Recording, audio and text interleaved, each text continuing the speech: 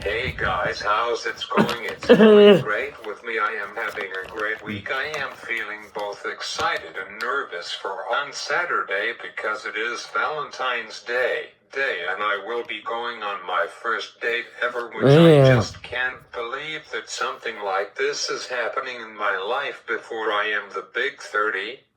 I looked on Google because I was curious, and I read that most people, if they have found a partner, settle down between the ages of 27 and 35. So me and my girlfriend are in that range, but everyone's timeline in life is different. Some people are very happy to be single, and others want to have that someone special in their life, that special friend like I have. And hey, so it's really rare that my first date would be on Valentine's Day, which is really cool and awesome.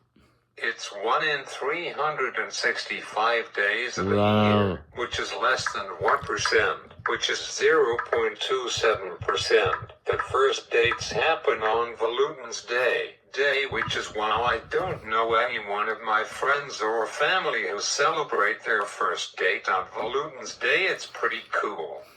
There are 8,230,737,784 people in the world, with so far 30,737,784 more people were born in 2026 so far, which is wow. So there are about 6 to 11% of the world population that new relationships form each year, just like me and my partner.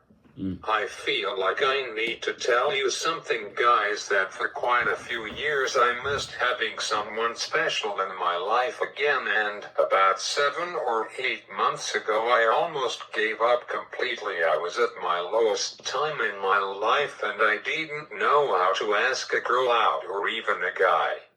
Yet truthfully, I think that some people, like my family, some of them will not be happy for me to say this next part. I know for most people who are confused about being gay or lesbian. So part of me last year during that time, truthfully, I was actually going to date this guy who is really handsome, and I get butterflies whenever I was with him, and I was planning on dating him next summer sometime because it will be 2 years that I knew him. But then my cell phone rang one night. And it was just the day before Happy New Year's, and she gave me some time to decide on going along with her suggestion, and about 22 hours I phoned her back. And I said yes to her idea of us starting to date, and we have been dating ever since for 1 month, 1 week, and 6 days. I love keeping track of everything. So our first date will be on Saturday night at a Tim Hortons, but we haven't decided yet on the exact location of a Tim Hortons yet. Maybe if I have got time tonight, or on second thought it's getting late, I will ask her tomorrow sometime. I really like to do stuff at night, and I usually can see my phone better at night, so that's why.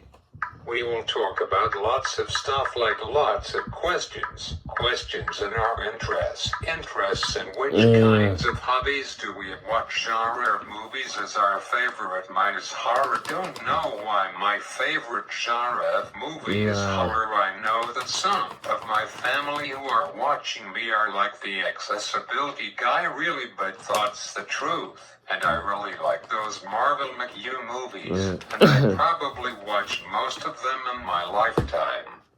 The next movie by McHugh to come out, and they are in for 6, will be called Spider-Man Brand New Day, which I am really happy that Spider-Man is back, and it's the 9th installment of the McHugh Spider-Man film series, and it's expected to be released on July 31st of this year, being 2026. It will have Tom Holland in it as well as Zendaya, which rumors are that Tom and Zendaya are dating, and are a couple, but I don't know if that is true or not. I heard and read online some stuff about it.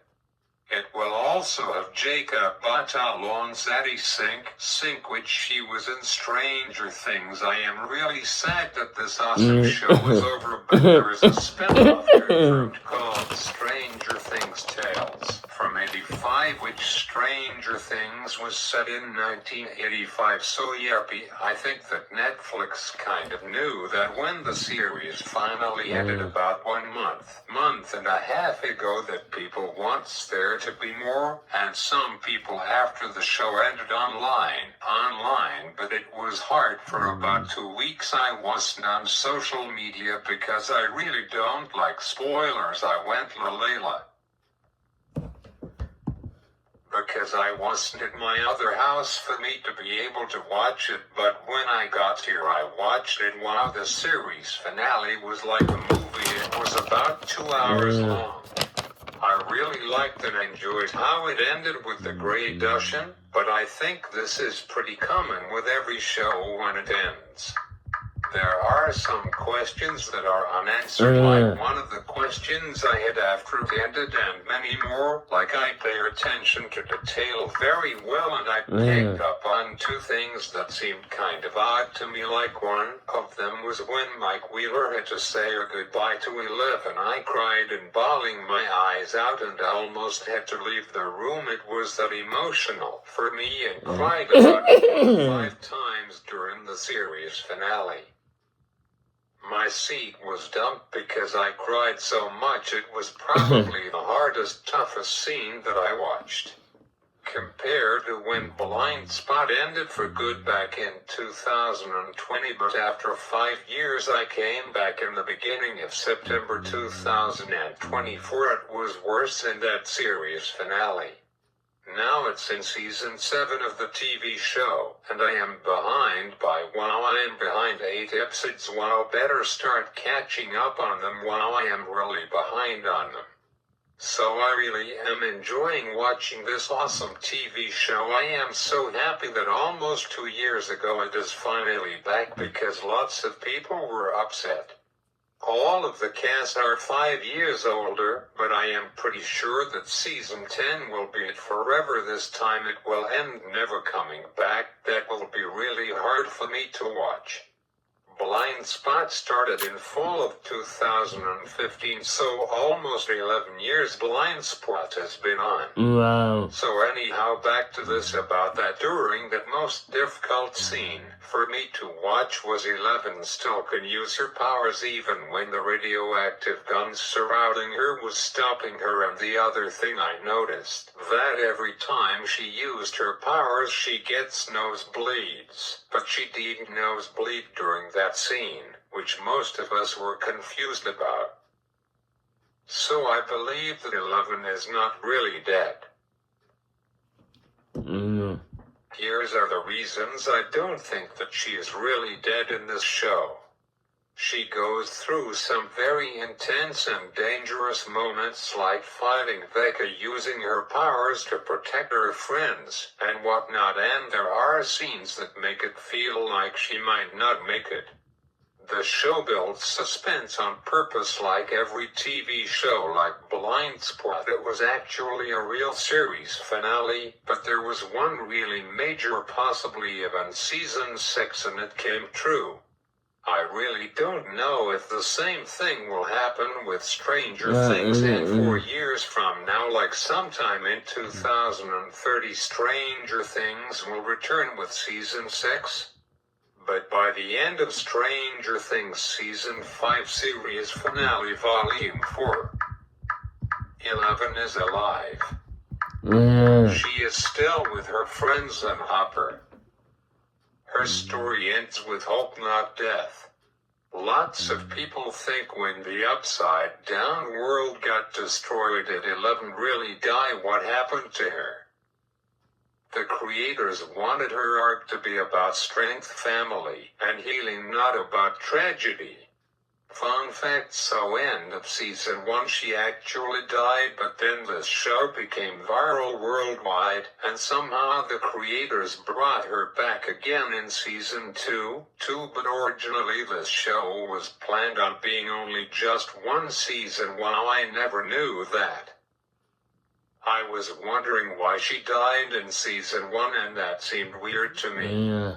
So I am really sad that Stranger Things has officially ended, which all good shows have to sadly come to an end. Because characters and actors growing up. But it was pretty cool how some of the cast started doing this amazing TV show when they were 12 and 13 years old. Kind of cool. I think that the cast will do a reunion in a few years, maybe after 5 or 10 years. But I am pretty excited about this new upcoming spin-off series, which I read online that Netflix first announced it to happen 10 months ago, April 2025. It will be an animated science fiction series. So it will be executive produced by Stranger Things creators Matt and Rose Duffer, as well as Sean Levy and Dan Cohen of 21 Labs, which is a production company. Hilary Leavitt of Upside Down Pictures, and Eric Robies with Flying Back Productions. It will have 4 genres in the upcoming show, which will be science fiction, horror, mystery, and drama.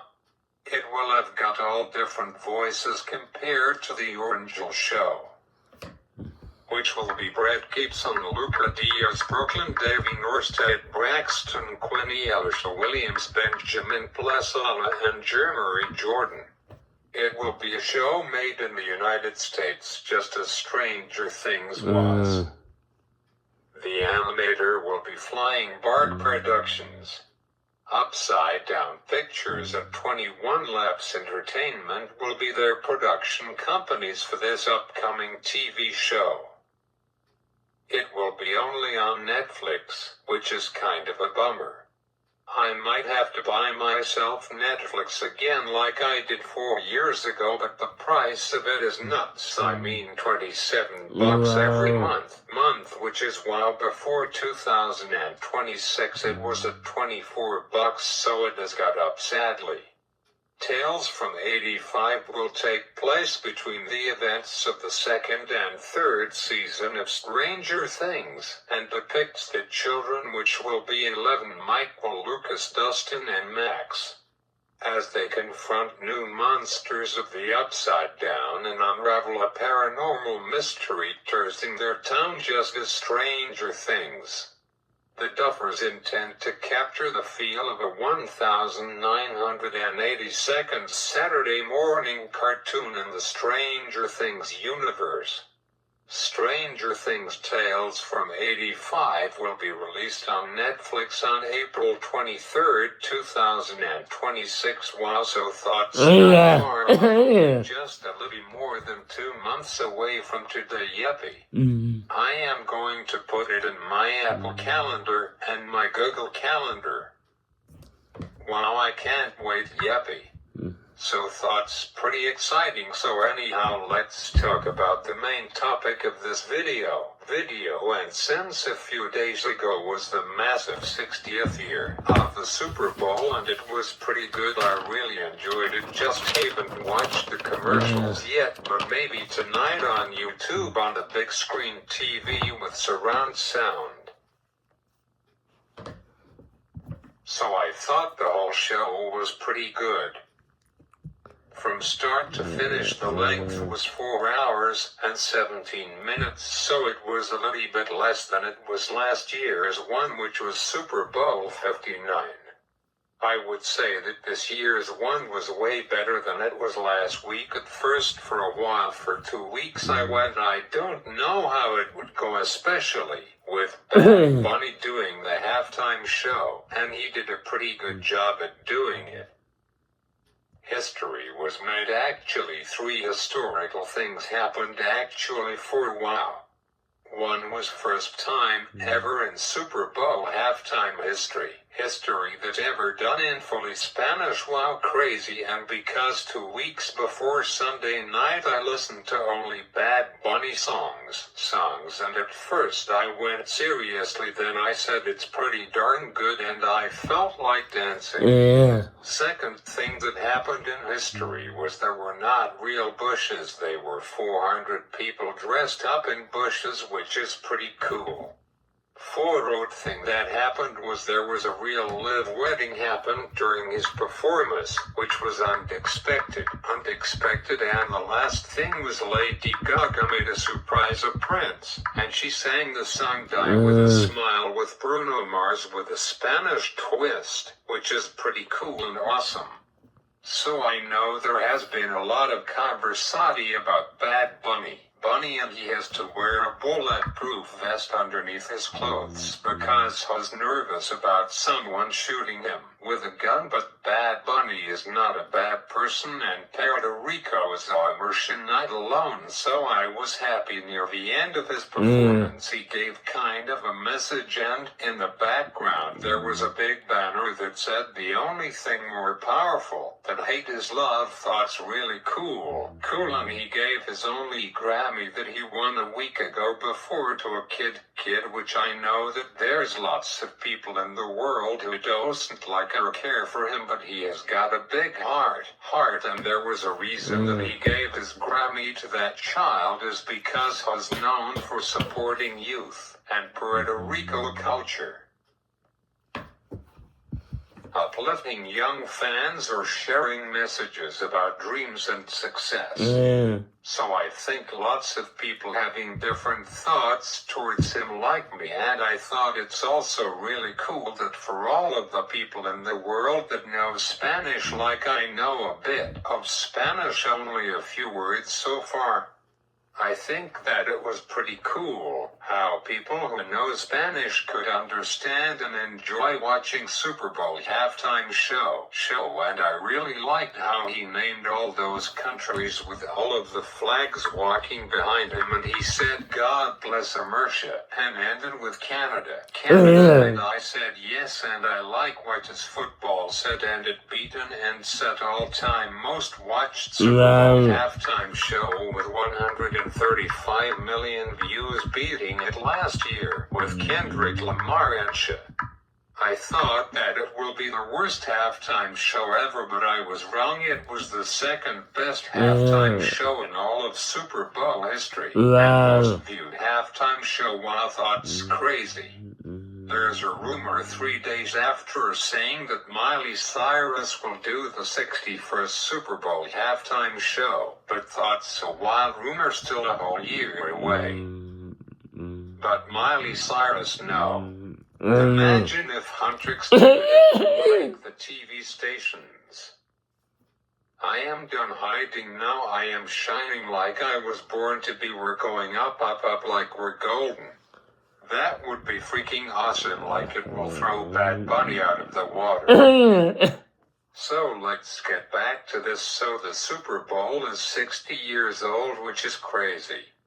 Already 2026 is a massive year because we just celebrated 50th year of the World Juniors Men's Hockey Tournament, and now we are celebrating 60 years of the Super Bowl, which is crazy. So this will be possibly a 3-parter because I haven't started this. But I will tell you the first 20 years of the Super Bowl with all off stats and the halftime shows from every year. So let's start from the latest to oldest, like I did a few weeks ago for celebrating 50 years of the Men's World Junior Hockey Tournament. So let's start with Super Bowl 60.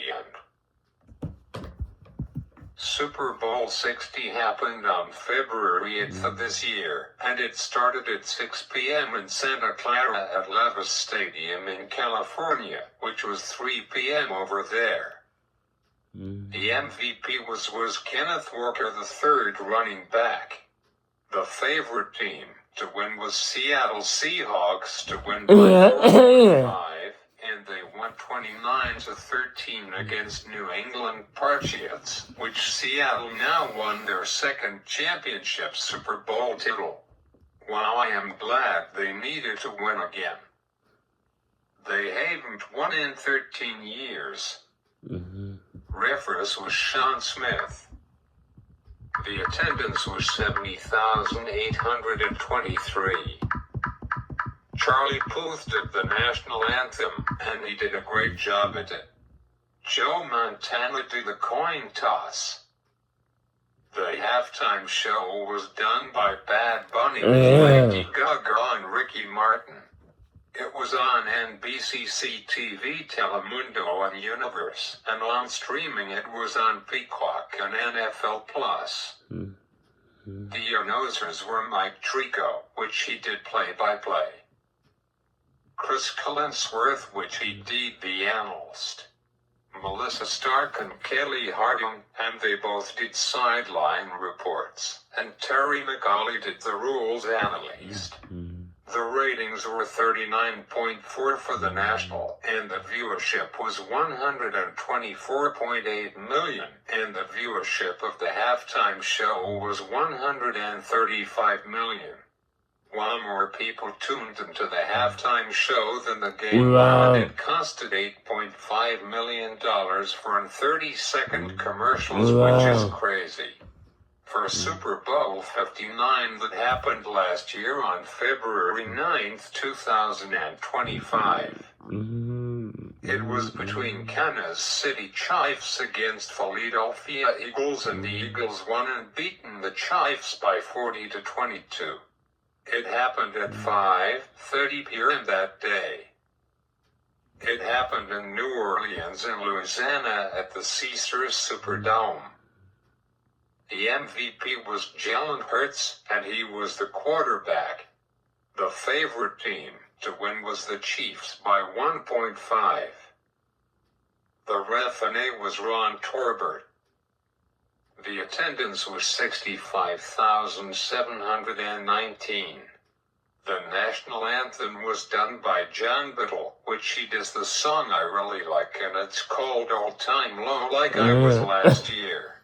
I am glad that 2026 is off to an awesome start, but it's not up. Life is like a roller coaster. The coin toss was done by Brett and Jack Bick and Kathy and Louis Tandorio on behalf of the families of the 2025 New Orleans truck attack victims. The halftime show was done by Kendrick Lamar with Sha and Samuel L. Jackson. I remember I might spend quite a while watching all of the halftime shows over 60 years that the Super Bowl was on. I might do that starting tonight with Bad Bunny. I don't mind watching it again. It was one of the best halftime shows I ever seen in my life. It was broadcasted on Fox Telemundo and Fox Deportes, and it was streaming on Tubi and NFL Plus. Kevin Burkhardt was the play-by-play. Tom Brady was the analyst. Aaron Andrews and Tom Reynolds was the sideline reporters, and Mike Peria was the rules analyst. The ratings were 41.7 of the nation's, and there were 127.7 viewership, while thoughts more than last year, and 133 million people watched the halftime show. So I am out of time, so there will be a part 2 coming, I don't know when. Before I go, I want to give you guys a sneak peek into Super Bowl 61, which is Super Bowl LX. I will be on Get This. Guys, I already thought that Super Bowl 61 would be on February 7th, but no, it will be on Valentine's Day for a Super Bowl Valentine's Day special. I almost fainted on the floor. Say, am I seeing this right? February 14th of 2027. What? Come on, so next year it will be on the second Sunday in February, not on the first Sunday. For some reason, and not lots of people know this about these Super Bowl logos. So last year the logo was red and yellow, and it was in New Orleans and Louisiana at Caesar Dome Stadium. This year it was blue, pink, yellow, and green, and it was plays at Levi Stadium in California. And next year the logo for the Super Bowl 61 is yellow, orange, red, and green, so it will be somewhere where is lots of water. I am thinking it where I could be. The answer: it will be played in Inglewood in California at the SoFi Stadium. So for second year in a row the game is played in California, so it will probably around the same time as it was this year. But wow, funny. I was just thinking about that. Would it be so pretty cool if the Super Bowl will be played on Valentine's Day one year, and there you go, it will be next year, which history will be made again. I have to look back pair of years to see if Super Bowl Sunday has ever happened on Valentine's Day. Wow, super pretty cool. So here where Super Bowl 61 will be televised, it will be broadcasted on ABC, and on cable it will be on CTV, Fox, ESPN, ESPN2, and it will be on ESPN Depots. It will be streaming for the first time ever on Disney, plus NFL, plus and ESPN DTC. And there will be more information this fall about Super Bowl 61. While for Valentine's Day next year we all will say I love you and Happy the Bills won the 61st Super Bowl. If the halftime show is Huntrix, that will be crazy and insane. Their opening song will be either How's It Done or Take Down. I am going to start a brand new challenge called the Super Bowl Halftime Show Challenge, where I will watch a Super Bowl halftime show from newest to oldest, and write down my pros and my cons about it. My only con this year, I wanted him to perform a mixture of English and Spanish, but I have got no cons for this year halftime show. Speaking about Valentine's Day, I want to sing a song, and it's called Thinking Out Loud by Ed Sheeran. So if you guys enjoyed my video, make sure to like and subscribe to my channel. And until next time, I am the Accessibility Guy, and I see you all next week. Happy Valentine's Day. When your legs don't work like they used to before, and I can't sweep you off of your feet, will your mouth still remember the taste of my love? Will your eyes still smile from your cheeks? Darling, I will be loving you.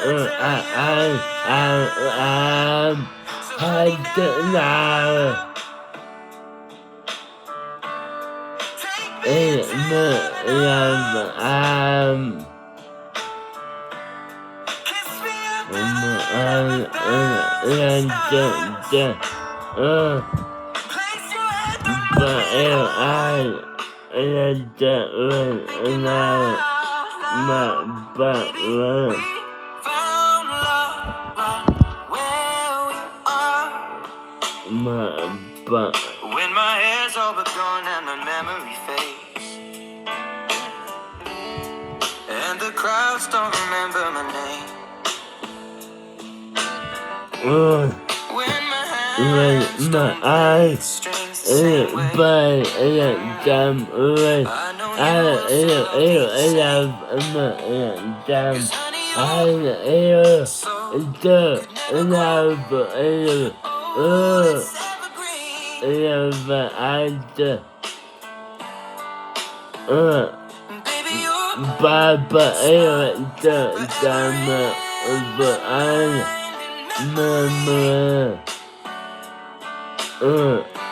I'm in apple, have purple, by my butt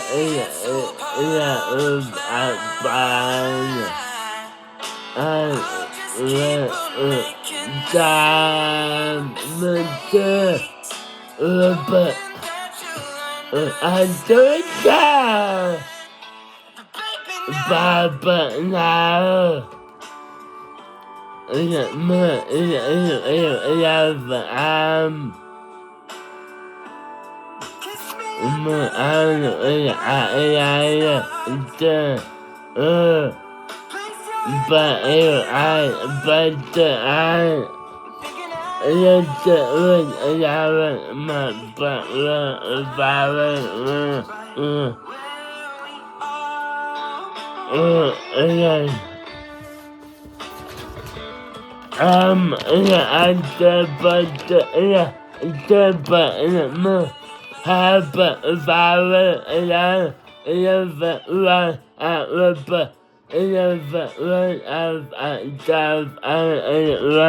Bye.